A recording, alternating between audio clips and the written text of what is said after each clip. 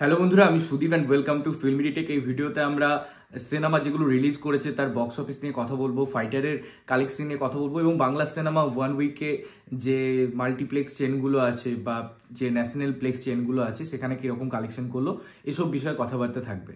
দেখুন, ফাইটারের যখন ওপেনিং হয়েছিল সেই নিয়ে অনেক কথাবার্তা হয়েছে, সেরকম ভালো ওপেনিং করতে পারেনি, বাট সিনেমাটার যে পোটেন্সিয়াল, যেরকম ফিডব্যাক, সেই তুলনায় সেকেন্ড ডে এটা দারুণ জাম্প নিয়েছে এবং যেহেতু 26শে জানুয়ারি ছিল একটা দেশাত্মবোধক সিনেমা, তো একটা স্বভাবতই একটা আশা আমাদের ছিল এবং সেই কালেকশনগুলো নিয়ে যদি আমরা কথা বলি তো যে জাম্পটা নিয়ে কথা বলছি সেটা প্রায় 67%-এর কাছাকাছি জাম্প। এটা একটা হিউজ জাম্প এবং আমি যদি অ্যামাউন্টের কথা বলি সেক্ষেত্রে সেকেন্ড ডেতে এই সিনেমাটা কালেকশন করতে পেরেছে প্রায় 41 কোটি টাকা এবং টোটাল যে কালেকশন সেটা প্রায় 65 করোড়ের কাছাকাছি।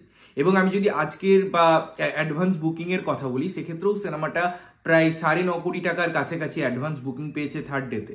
তো সেক্ষেত্রে বোঝাই যাচ্ছে সিনেমাটা অলরেডি দারুণভাবে ওয়ার্ক করছে, মানুষের কাছে সিনেমাটা পৌঁছাচ্ছে, যারা সিনেমা দেখে বেরোচ্ছে তাদের ফিডব্যাক ভালো, 3Dতে একটা আলাদা এফেক্ট আছে। তো মিলিমিশে টিকিটের দামও বেশি সিনেমাটাই, কিন্তু যে ওভারঅল এফেক্ট, লোকজনের যে রিটেনশন, সেটা সিনেমার প্রতি কিন্তু আমার মনে হয় খুব সুন্দরভাবে ওয়ার্ক করছে, যার জন্য সিনেমাটা ভালো দিকেই এগোচ্ছে।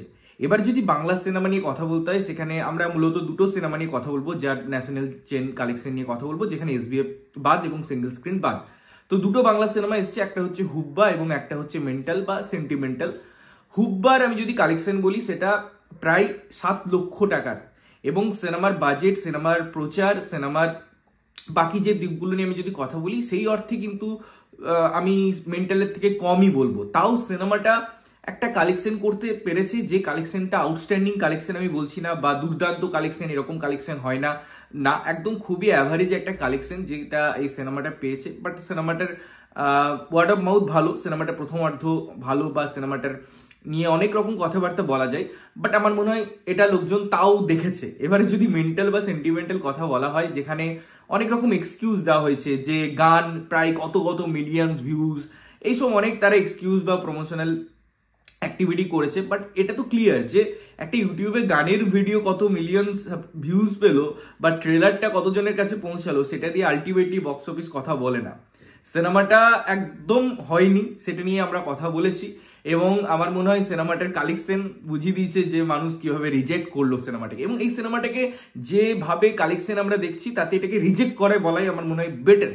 সিনেমাটা মাত্র 2 লক্ষ টাকার কালেকশন করেছে, আপনারা ভাবতে পারছেন মানে বাংলা সিনেমার কিরকম দুর্দিন চলছে। বাংলা সিনেমা, কমার্শিয়াল সিনেমা সত্যি মানুষজন আর দেখছে না। সেই অর্থে যদি ভালো গল্প না থাকে, সেই অর্থে যদি ভালো ওয়ার্ক না থাকে, ভালো পোটেন্সিয়াল না থাকে কোনো গল্পে, তাহলে সেটা কমার্শিয়াল হিসাবে মানুষ যে একদম রিজেক্ট করবে তার প্রমাণ কিন্তু এই সেন্টিমেন্টাল। তারা অনেক খরচা করেছে। এবার সিনেমার বাজেট তো এখন দূরের কথা, আমি যদি বক্স অফিসের বা সিনেমা হলের বিচারে বলি, OTT রাইটস বা বিভিন্ন রাইটস ফাইটস আমি গেলামই না, আমার তো মনে হয় যে পরিমাণ টাকা উঠছে সেটা তাদের প্রমোশনাল অ্যাক্টিভিটির থেকে কম। মানে প্রমোশনে তারা যে খরচাটা করেছে সেই টাকাটাও সিনেমা তুলতে পারছে না। আমি সিনেমার খরচের কথা তো বাদই দিলাম। তো এই হচ্ছে বাংলা সিনেমার অবস্থা, এই হচ্ছে সেন্টিমেন্টালের অবস্থা এবং আমার মনে হয় বক্স অফিস কালেকশন দিয়ে তারা আবার লেখা উচিত যে আপনাদের বক্স অফিস কালেকশন দেখে আমরা সেন্টিমেন্টাল থেকে মেন্টাল হয়ে গেলাম। আমার মনে হয় তাহলে একটা রাইট স্টেটমেন্ট হবে।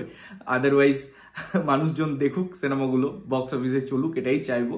আর সেন্টিমেন্টাল মানুষজন দেখুক, হুব্বা দেখুক, আর তার থেকেও বড় কথা ফাইটার দেখুক। তোমাদের কি ওপিনিয়ন, তোমাদের কি মতামত কমেন্ট করে জানিও। ততক্ষণের জন্য ভালো থাকবে, সুস্থ থাকবে এবং সবসময় ভালো জিনিস দেখবে। চ্যানেলটা যদি প্রথমবার দেখছো লাইক, কমেন্ট, শেয়ার করতে হবে, সাবস্ক্রাইব করতে হবে যাতে প্রত্যেকটা নোটিফিকেশন তোমাদের কাছে পৌঁছায়। ততক্ষণের জন্য টাটা।